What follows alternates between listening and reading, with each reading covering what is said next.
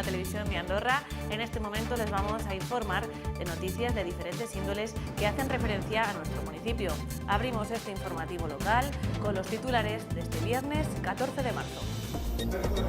5 años han pasado de la llegada de la COVID-19. Fue un antes y un después para el sector sanitario.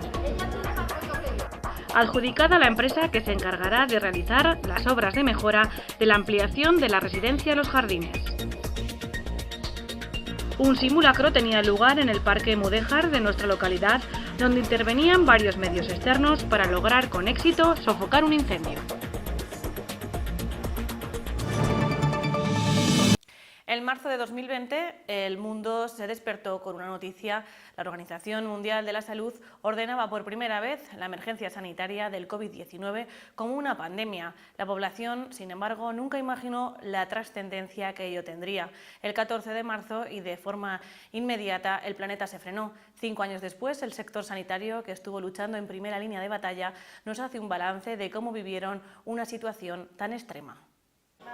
Tras el estado de alarma, se aplicaron las medidas correspondientes para reducir las tasas de contagios de la enfermedad, que iban desde confinarse de manera indefinida en el hogar hasta llevar mascarilla, utilizar hidrogel, respetar la distancia de seguridad, usar guantes y, por supuesto, no acercarse sin protección a personas ajenas al núcleo familiar. Aún así, miles de personas murieron. La situación comenzó a flexibilizarse a mediados de 2021, cuando la campaña de vacunación comenzó a dar sus frutos. Ahora se cumplen 5 años desde ese punto de inflexión en nuestras vidas.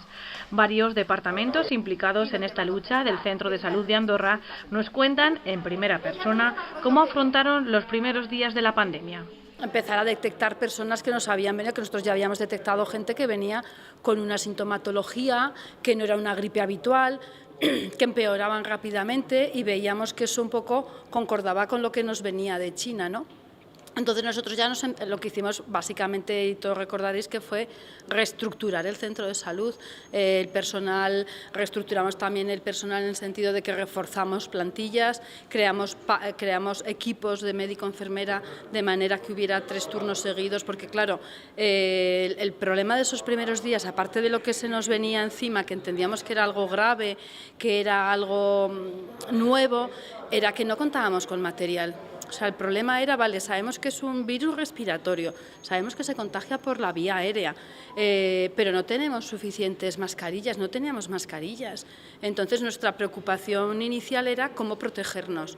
Desde el punto de vista profesional era cómo proteger a los compañeros médicos, enfermeros y a todos los compañeros que en aquel momento cambiaron su forma de trabajar. La gente aquí en este equipo, todo el mundo vino a trabajar todos los días, pero eso sí, haciendo unas funciones y unas tareas que habitualmente no las habían hecho, que eran nuevas, ¿no? Como era la de rastrear, preguntar. Entonces, bueno, pues nosotros nos tuvimos que readaptar y el objetivo principal era cómo puedo yo atender a la población sin contagiarme, porque si yo me contagiaba era un efectivo menos para poder trabajar, ¿no? Entonces, ahí hay que decir que la población se volcó, que nosotros ya antes de que se dijera el uso o no uso de mascarillas, nosotros entendíamos que si era un virus respiratorio, la forma de evitar el contagio era aislar la vía aérea, es decir, ponernos algo en la boca para que no contagiáramos. Fue un caos como en todos los sitios, la verdad es que tuvimos que empezar pues como poco a poco, como iban diciendo, solamente se cogían llamadas de teléfono, se iban a las urgencias, pues estábamos todos perdidos porque nadie sabía lo que iba a conllevar esto.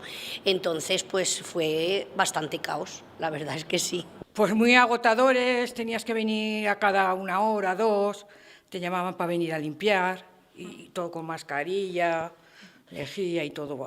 Pues llevábamos unas garrafas y desinfectábamos todo con lejía y jabón, y luego los mesas y todo eso, y todo por arriba, techos y todo.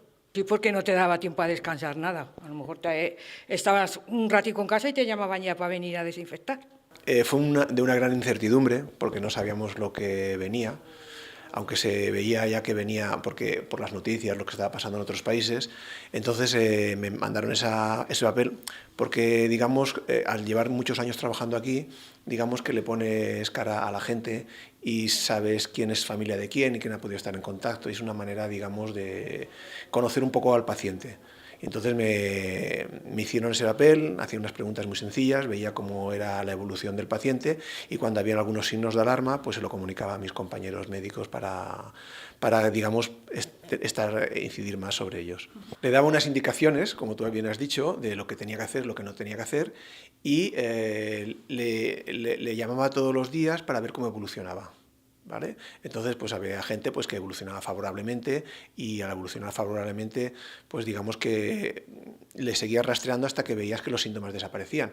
Pero después había unos síntomas de alarma que eran como fiebre alta o otro tipo de, digamos, de problemas gastrointestinales, bueno, el COVID que ha dado todo tipo de sintomatología y que si veía que se mantenían y tenía cierta peligrosidad, pues entonces teníamos que llamar al médico para que fuera al hospital o poner remedio.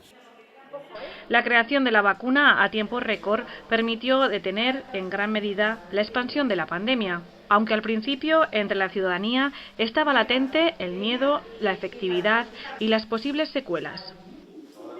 A ver, nosotros desde el punto de vista sanitario no teníamos nada. Quiero decir, era la enfermedad o esta vacuna que es verdad que se había hecho en tiempo récord y que además no solamente es que se hubiera fabricado en tiempo récord, sino que era un sistema, una vía de inmunización diferente en el sentido de que estábamos hablando de vacunas ARN mensajero, que eso era también nuevo, ¿no? Es verdad que ese tipo de forma de administración de fármacos, de moléculas, ya estaba trabajándose en otros tratamientos y entonces la adaptación para que fuera ese que fuera al del virus, pues la verdad es que aceleró el proceso. Nosotros, desde luego, viendo la expansión del virus, luego cómo enfermaban, la verdad es que entendíamos que si había una vacuna no podíamos dejar a la población sin la opción de que se vacunara. Era eso o contagiarse sin saber también los efectos secundarios de la enfermedad, ¿no? A largo plazo estamos viendo que hay gente que tiene todavía secuelas de la enfermedad, ¿no? Y también hay gente que tiene secuelas a lo mejor de la vacuna, ¿no? Pero en aquel momento no había otra opción, era eso o un contagio masivo. También en aquella época, previa a que tuviéramos las vacunas, se hizo un estudio donde nosotros también participamos para ver la inmunidad que había de rebaño. Acordaros de aquello de la inmunidad de rebaño, ¿no? Es decir, cuánta gente había ya en la población que de contacto entre personas se había contagiado, ¿no? Y nosotros también participamos y la verdad es que el contagio, o sea, la inmunidad de rebaño no la habíamos adquirido, con lo cual tampoco por esa vía estábamos protegidos, con lo cual la opción era o enfermar o vacunar. Todos los fármacos, todos, vacunas incluidas, tienen efectos secundarios, ¿vale? Es verdad que había una vacuna que sí que parece que había un aumento en el número de los trombos, pero eso en aquel momento no se sabía. Muchas veces los efectos secundarios de un fármaco en las fases clínicas y preclínicas no da tiempo a ver qué desarrollo total dan esos efectos secundarios.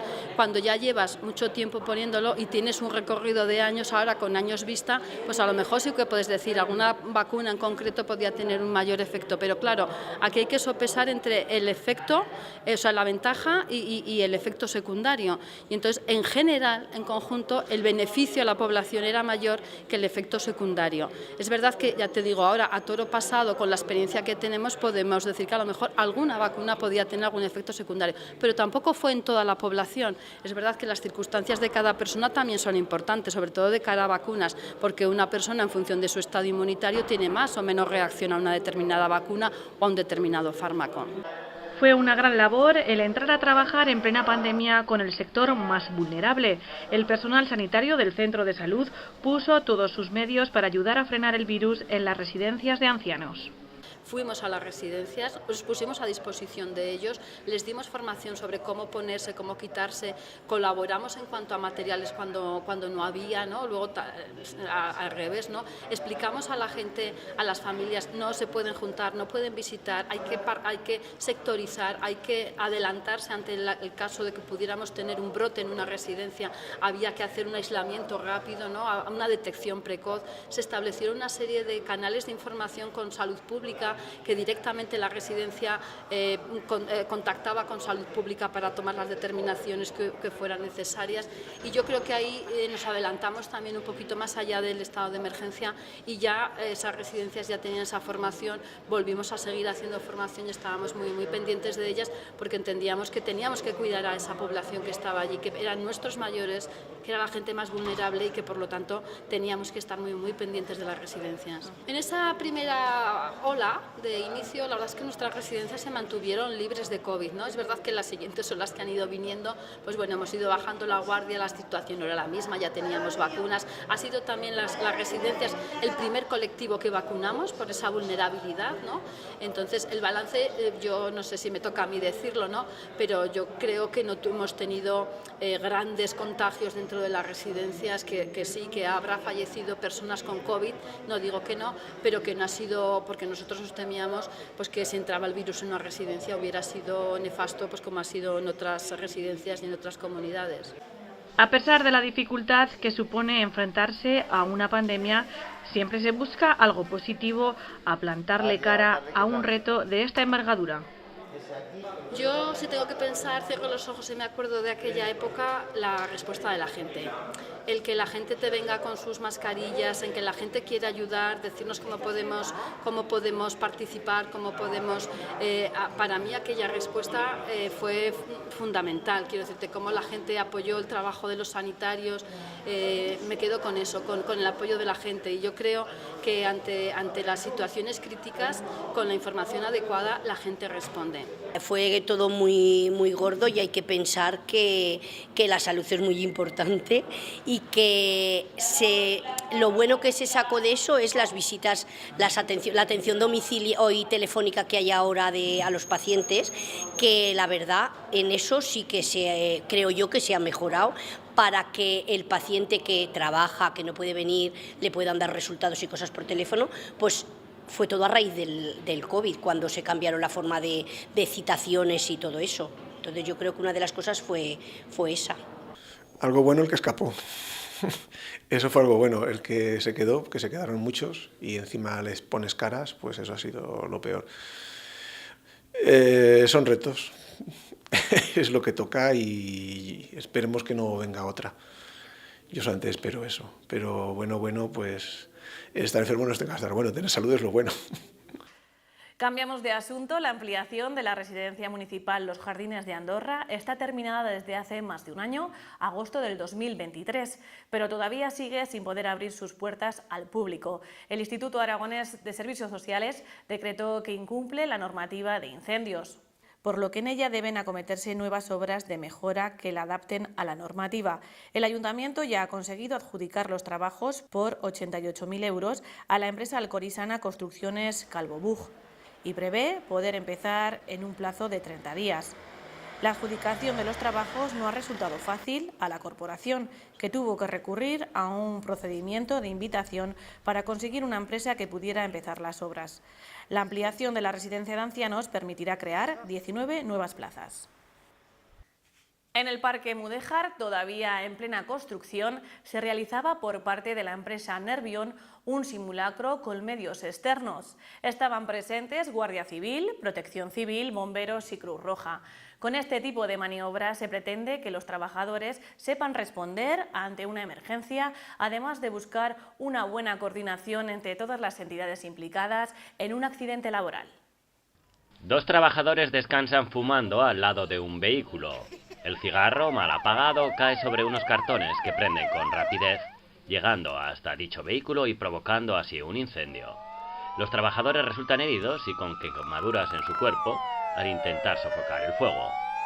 Son otros operarios, al ver la gran columna de humo negro, los que dan la voz de alarma. Llaman a la jefa de emergencias, quien activa el protocolo de emergencias llamando al 112. Todos los trabajadores van evacuando la zona. Los primeros en llegar son los agentes de la Guardia Civil, que con sus vehículos cortan el paso a la circulación en varias entradas al parque fotovoltaico. Poco después llegan Protección Civil, sanitarios de Cruz Roja y los bomberos de Alcañiz. Rápidamente se inspecciona la zona afectada y el peligro que existe, y comienza así su actuación. Cada uno sabe cuándo y de qué manera tienen que trabajar. Los bomberos comienzan a extinguir el fuego del vehículo terminando con el motor del coche y el maletero para que no se vuelva a propagar. A su vez, los sanitarios de Cruz Roja se dividen para montar una unidad móvil y ayudar a los 2 heridos evaluando su estado. Seguidamente les colocan un collarín y con las camillas los transportan hasta la caseta móvil para ser atendidos con más medios. De esta forma, hemos podido comprobar la coordinación entre los distintos implicados en atajar un problema que podría haber tenido unas consecuencias mucho más relevantes. El objetivo fundamental es conocer la respuesta de todos los trabajadores que están en la obra. Es decir, en el caso de una emergencia real, un accidente que ocurra de verdad, pues saber los tiempos de reacción del personal, si avisan, si no avisan, si evacúan correctamente. Y luego pues conocer también la reacción de los medios que necesitamos. En este caso pues han asistido la Guardia Civil, ¿vale?, para controlar lo que es el tráfico, para que nadie acceda al lugar de donde se ha producido, en este caso, un coche incendiado, Protección Civil, Cruz Roja, de aquí de la población, también muy importante, que sabiendo, bueno, pues la cantidad de obras que hay aquí, sobre todo plantas fotovoltaicas, pues en el caso de que ocurra algo, pues que ellos también entrenen y practiquen, ¿vale?, con el personal. Y pues sobre todo, bueno, pues los bomberos que han venido desde Alcañiz, el cuerpo de bomberos. He sacado pegas y además prefiero sacar pegas en un simulacro para que en el caso de que ocurriese de verdad esos errores poderlos corregir. Entonces, pues al final es de lo que se trata, o sea, un simulacro es, simulas un accidente y bueno, pues sí, he visto algunas cosillas que luego nos sentaremos con el equipo de primera intervención, con todo el personal de emergencias y valoraremos lo que ha estado mal y lo que ha estado bien, por supuesto. Todas estas cosas sirven para seguir estimulando a la gente y estar un poco pues activos y ver más o menos lo que se tiene que hacer en un caso real. Las funciones que hemos hecho ha sido con alumnos que estamos formando ahora y lo que hemos hecho pues ha sido pues una primera intervención, una evacuación de 2 heridos. Hemos hecho un triaje y luego pues bueno, pues, sacarlos de zona segura y al puesto sanitario.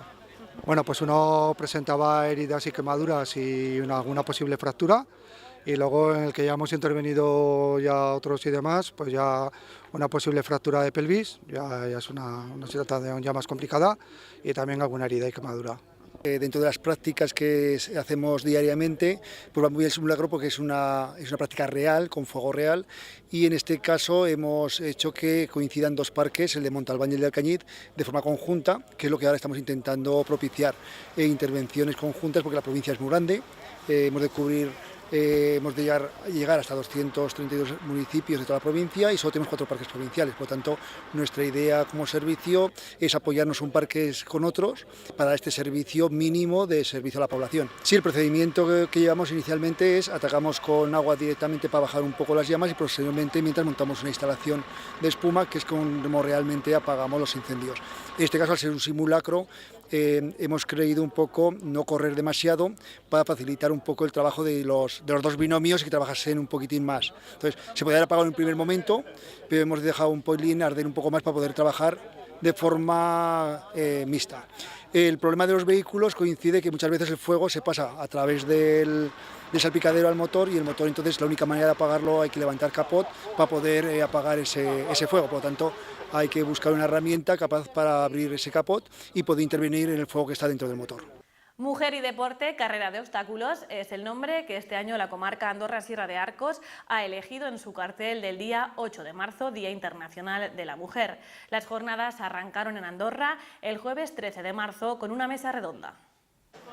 Varias mujeres deportistas de la localidad participaban en esta tertulia junto con la periodista deportiva y autora del libro Mujeres Salmón, Patricia Cazón.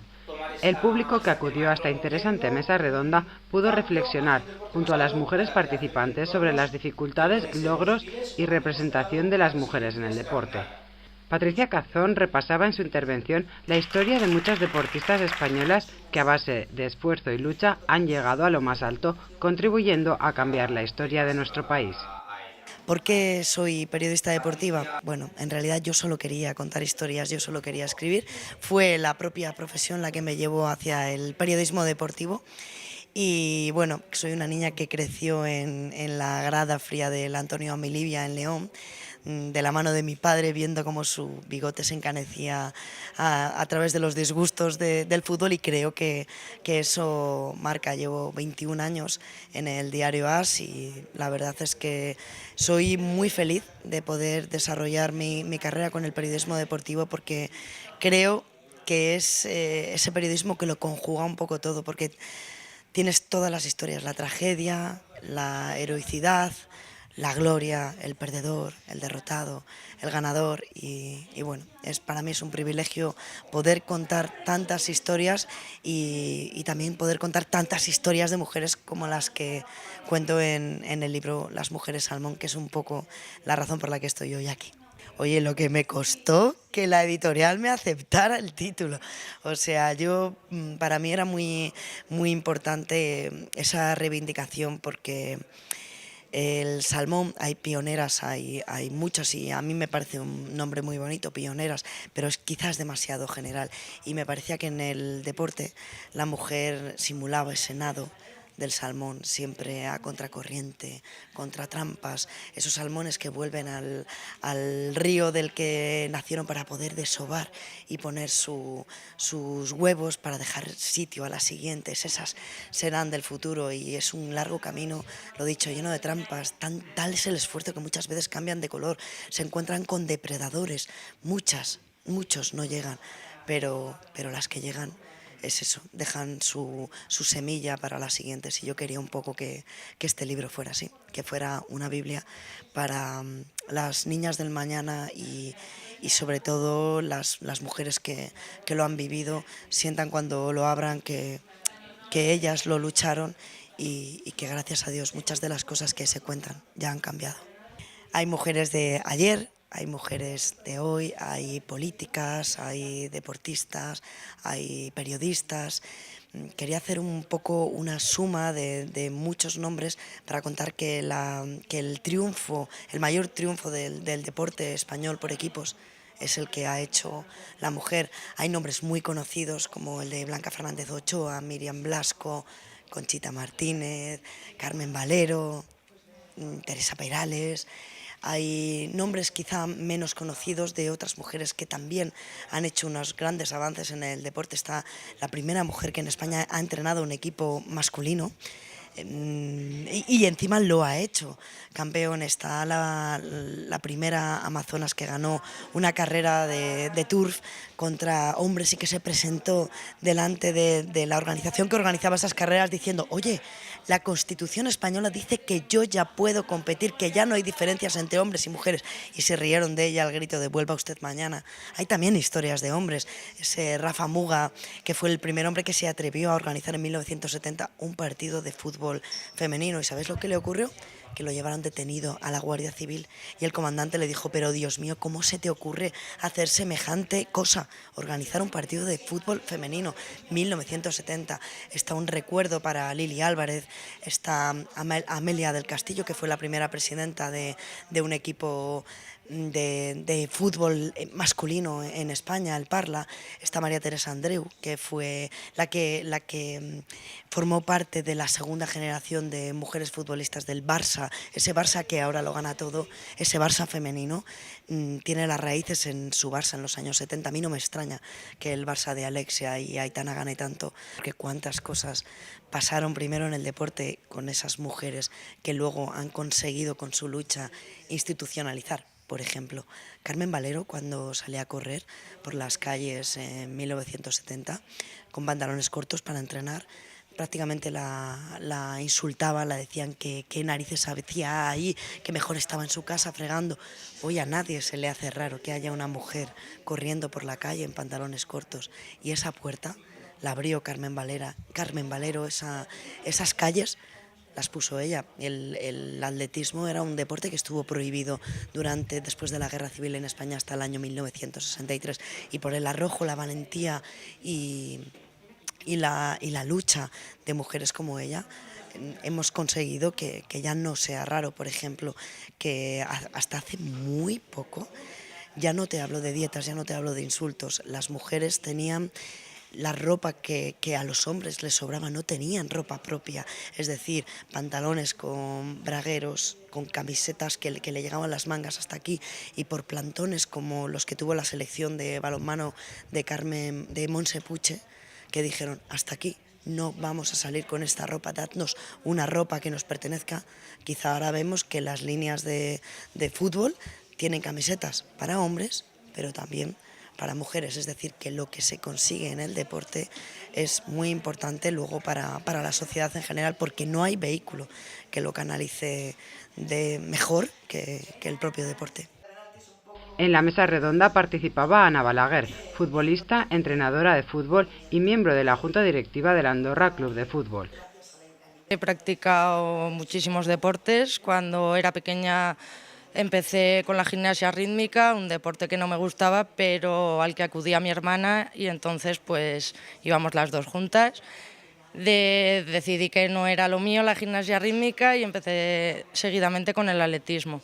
El atletismo me gustaba mucho, pero me dejó de gustar o decidí cambiar y me pasé a practicar escalada. En la escalada solamente practicábamos en mi categoría, en todo Aragón, 3 mujeres niñas en aquel entonces, y era también un poco aburrido porque siempre se subía al podio. Entonces no había competición y yo necesitaba más competición. En el atletismo sí que la tenía. Y mientras estaba subida en el rocódromo entrenando, había un grupo que practicaban el frontón. Y de la escalada pues me pasé a un deporte totalmente diferente como fue el frontón. En el frontón no se competía, entonces a mí no me gustó el frontón y seguí haciendo atletismo. En atletismo he ganado varios campeonatos y luego, a raíz de que los estudios no me fueron muy bien, mis padres decidieron llevarme a Alcañiz. Estando en Alcañiz pues conocí a una chica que ya coincidí con ella en los campeonatos de escalada y la vi que estaba haciéndose toques con el papel del almuerzo. Entonces le pregunté que juegas al fútbol, porque hizo igual 25, 30 toques y me dijo que sí, que existía un equipo en Alcañiz que jugaban al fútbol sala, y llegué a casa, se lo comenté a mis padres y no dudaron en llevarme. Claro, allí tenía 15 años cuando empecé a jugar al fútbol sala. Dependía de que mi padre me desplazara en los entrenamientos y a los partidos. Y luego ya cuando tuve una edad y tuve el carnet de coche, cogí mi coche y me decidí que en el Bajo Aragón, en Andorra, sabía que no iba a ser posible, y me presenté en varios pueblos para intentar que se formara un equipo de fútbol. Lo conseguí en Calanda, me abrieron las puertas, me dijeron que solo hacían falta 16 mujeres para que ellos pusieran todos sus medios en crear el equipo, y desde ahí empecé a jugar al fútbol, y ahora el fútbol es el deporte que me ha apasionado desde niña. No he podido practicar hasta los 19 años y hasta entonces, y como meta tengo poder practicarlo en mi pueblo. Siempre lo he practicado fuera. De Calanda me fui a Zaragoza, muchos kilómetros en la carretera, mucho dinero, porque el fútbol femenino no es lo que es el masculino. Sí, a ver, me lo propusieron y yo no sé decir que no, entonces entrenar me encanta. Ojalá algún día pueda entrenar a un equipo femenino, es mi meta. No, los chicos me encantan también, pero estoy luchando y formándome para en un futuro poder entrenar a un equipo, pero femenino. La tertulia también contó con la presencia de la joven promesa del pádel, Sabrina Escobar. Yo empecé con 10 años porque mi hermano empezó a jugar y a mí me gustaba, y después de la cuarentena empecé a entrenar, pero era muy pequeña, tenía 10 años y me lo tomaba un poco más al hobby, y cuando empecé a competir me cogieron en la selección aragonesa porque terminé número 1 de Aragón y en categoría Levin. Y estuve 2 años en la federación, luego, y bueno, me quedé 2 años número 1, ganando los 2 máster, y el año pasado estuve jugando en categoría cadete, que yo era infantil, jugaba una superior, Y este año, a partir de septiembre, me han cogido en la Academia de Alta Competición las Gemelas Atómicas, que eran las número 1 durante un montón de años del mundo, y ahora estoy entrenando con ellas. Y obstáculos sí, hay bastantes, porque el estar en un pueblo, aquí no hay casi para jugar, entonces mínimo te tienes que desplazar a Zaragoza, y si quieres ya competir más de esto te has de ir a Madrid. Y son muchos obstáculos porque entre el instituto y el gasto económico es muy duro, pero disfruto mucho.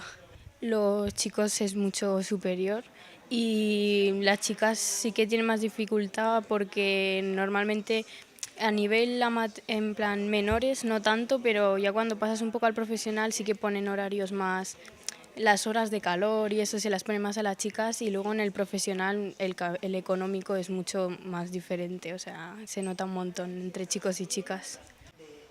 Raquel Gargallo, ciclista de Andorra, nos cuenta cómo su pasión ha desembocado en el proyecto Women in Bike.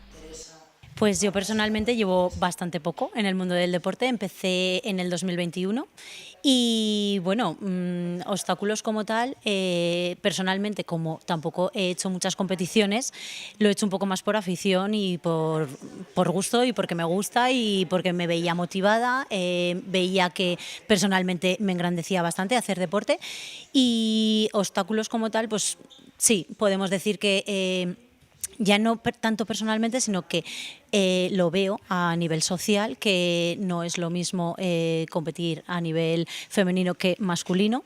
Sí que es verdad que últimamente esos obstáculos se van minimizándose, como aquel que dice, y personalmente no es que haya encontrado muchos como tal, pero la realidad es que sí que los hay. O sea, la realidad es que los hay y que no es lo mismo a lo mejor físicamente entrenar con chicos que entrenar con chicas. Yo cuando me metí en todo este mundo del ciclismo, a raíz de participar en diferentes eventos, charlas y carreras sobre todo, pues descubrí y me enteré que existía un proyecto a nivel nacional que se llama Women in Bike, que está impulsado por la Real Federación de Ciclismo Española, y pues tuve curiosidad por él, ¿vale? Porque es verdad que yo cuando empecé a montar en bici no veía que había muchas chicas, ¿vale? Conocí a mi amiga Laura y a 4 más, por así decirlo. Y yo vi que a mí era una disciplina que me venía tan bien, que me lo pasaba tan bien, que me divertía, que veía como muchos beneficios.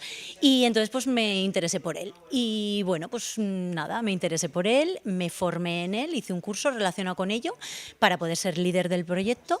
Y como es algo que yo veo que a mí me beneficiaba, ¿por qué no abrirlo a más gente?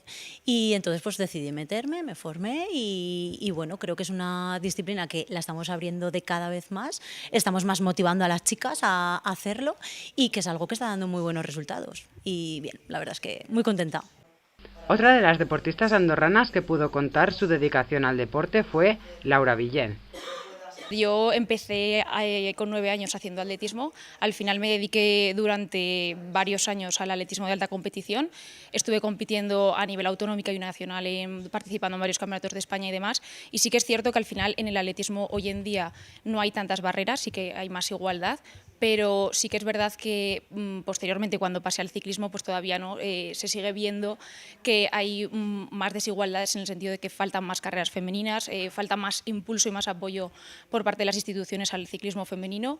Sí que es verdad que se está viendo mucha mejora, pero pues bueno, al final proyectos como Women in Bike que lleva Raquel a cabo pues hace que muchas mujeres se motiven, ¿no? Y que al final ver a más mujeres participando y demás pues hace que ellas sigan teniendo esa motivación por seguir creciendo y montando en bici.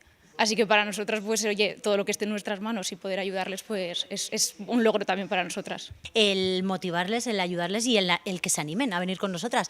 Mucha gente se echa para atrás porque dice, jo, es que vosotras hacéis muchos kilómetros o estáis muy fuertes, y muchas veces nos lo dicen, pero que al contrario, o sea, nosotras queremos animar y decirle a la gente que se anime, que venga, que no, el objetivo no es, venga, hacer kilómetros, no, el objetivo es pasárnoslo bien, conocer gente nueva, salir un poco de nuestra zona de confort y bueno, que el grupo que tenemos hoy en día, ahora mismo, somos gente más joven que nosotras, gente más mayor que nosotras, o sea, somos un grupo bastante variopinto que a lo mejor si tú, o sea, yo no me hubiera imaginado nunca a lo mejor salir con gente tan dispersa, gente que no es amiga tuya. Sí, hay gente que somos conocidas y que nos conocemos, pero gente que no conocíamos de nada y que ahora la verdad es que estamos creando un grupo chulo para pasar una mañana diferente y abrirnos socialmente. O sea, el objetivo es ese. Así que animo a todo el mundo que si quiere animarse a participar, que no lo duden en contactarnos y en decirnos que, vamos, que es un grupo abierto y que es bienvenido todo el mundo. El 20 de marzo tendrá lugar un partido de fútbol burbuja lleno de risas y acción. Será en el Polideportivo a las 4:30 de la tarde. Sovas en los ríos de agua dulce, unas sovas que por lo general... Tratamos otro tema. El presidente de la Cofradía del Cristo de los Tambores y Bombos nos adelanta algunas de las novedades que se van a producir en la Semana Santa del 2025. Ahora esta nueva Junta, nosotros estamos empeñados en que si ya participa gente, que participe más. Y pensando en todos, o sea, en todo tipo de edades. Entonces veíamos que últimamente al ardor de la mañana, siendo que tiempos atrás se subía a San Macario a las 5 de la mañana. Pero bueno, veíamos que el ardor de la mañana igual a la gente se le hacía algo tarde, sobre todo para gente mayor y críos, sobre todo por los críos. Y hemos pensado en adelantarlo como de prueba, hemos adelantado media hora lo que es la subida a San Macario, para ver si se nota un poquito más la afluencia. A ver, lo único relevante es que este año también, para romper la hora, pues va a venir una persona de renombre, que todos lo sabemos, que es Javier Macipe. Y bueno, lo que llevamos intención con el ayuntamiento es que cada año venga alguien así de renombre y si puede ser de la zona mucho mejor. Nosotros, quieras que no, estamos metidos dentro de la Junta Local, somos uno más. Lo que pasa es que nosotros tenemos un papel más importante, llamémoslos así, porque claro, tenemos que organizar a muchísima gente que ni siquiera sabemos quiénes van a venir y quiénes no van a venir. Entonces, claro, ese papel nos toca a nosotros. Y la Junta Local pues, se encarga de repartir las tareas, pero claro, cada cofradía se ateclan entre ellos. O sea, es un poco organización, para que no haya desbarajuste. Entonces, la Junta Local es un grupo de todos los que pertenecemos a la Semana Santa. Lo que es la Junta Local sí que ha hecho la exposición este año nueva, que la va a hacer el Nazareno, y iremos en el recorrido, acompañaremos a todos tocando el grupo que le toca este año representar, que es la seleccionadora. Iremos desde la iglesia hasta donde hacen la exposición en la estación de autobuses, y esa es una de las novedades. El miércoles, el Grupo Colectivo Vertical realizaba una charla sobre las actividades invernales, planificación y peligros. Cómo debe afrontar y cómo se debe preparar para una actividad en terreno invernal. No tiene por qué ser una actividad exigente ni nada parecido, pero por lo menos tener unas premisas y más de cara a este año, que si estamos un poquito siguiendo las informaciones y demás, pues se nos están disparando los accidentes de montaña los fines de semana. Entonces dices, bueno, pues creo que no está de más el poder dar este tipo de charlas, que ya empezamos un poquito el año pasado, ya dimos una primera charla de salida con raquetas de nieve, luego dimos otra charla relativa a programación de actividades en verano, y un poquito, pues eso, en esa línea estamos. Sí, yo creo que últimamente a lo mejor se ha trivializado mucho el hecho de salir a la montaña, lo vemos como algo muy bucólico, muy bonito, cualquiera puede salir, cualquiera puede ir. Ahora tenemos determinadas marcas comerciales y demás que nos ponen a nuestra disposición todo tipo de materiales, aunque sean relativamente básicos, pero son asequibles a todo el mundo. Y muchas veces pues el desconocimiento de dónde estamos o cómo debemos de preparar y afrontar este tipo de actividades pues es lo que nos lleva además pues a tener accidentes, problemas y demás. Un dato que por ejemplo vamos a dar hoy y creo que es bastante reseñable e importante es que la mitad de las personas que auxilió la Guardia Civil el año pasado estaban ilesas. Es decir, no tenían ningún accidente que les imposibilitase. Entonces, ¿qué podemos deducir de eso? Pues que no habían sobrevalorado sus fuerzas y se encontraban agotados, desorientados, perdidos, miles de factores que dices, esto lo tenemos que prevenir en casa, antes de salir, sabiendo un poquito pues dónde vamos y a qué nos enfrentamos. El Colectivo Vertical es un club de montaña de aquí de Andorra, nació hace 30 años, este invierno celebramos el 30 aniversario, Un poquito, sí, vamos preparando distintas actividades, un poquito vienen determinadas por la disposición de monitores y directivos que pueden llevar a cabo o encargarse de cada una de las actividades. La idea es eso, pues un poquito ir todos los meses haciendo algún tipo de actividades, tanto salidas a montaña, como el año pasado ya organizamos 2 actividades con niños pequeños. Es un poco lo que tenemos que ir buscando, creo yo, esos chavales que empiecen a formarse, que se empiecen a acercar, a conocer la montaña de la mano de sus padres y puedan ser el relevo generacional de lo que sería el club. Calle sin fin es el título de la exposición que decora la sala del patio de la Casa de Cultura. Los trabajos han sido elaborados por los alumnos de Àlex Mirasol en la clase de dibujo. Los alumnos y alumnas del taller infantil de dibujo de la Universidad Popular de Andorra muestran sus trabajos en una exposición que han titulado Calles sin fin. Han colocado todos los dibujos seguidos unos con otros para conseguir una gran calle con su carretera, sus edificios, sus fachadas de casas o de cualquier servicio que existe en la subjetiva avenida. Sin duda, los más pequeños que están adentrándose en el fascinante mundo del arte también tienen buena imaginación.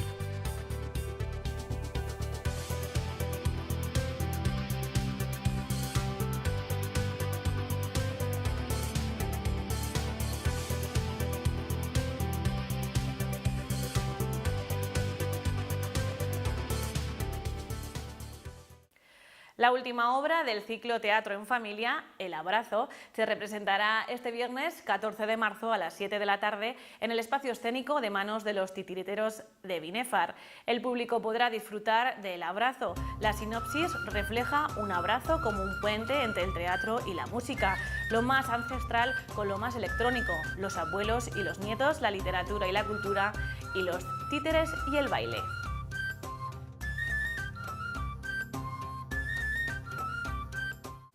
Nos despedimos ya de todos ustedes, gracias por su compañía, como siempre, gracias por estar al otro lado, disfruten del fin de semana.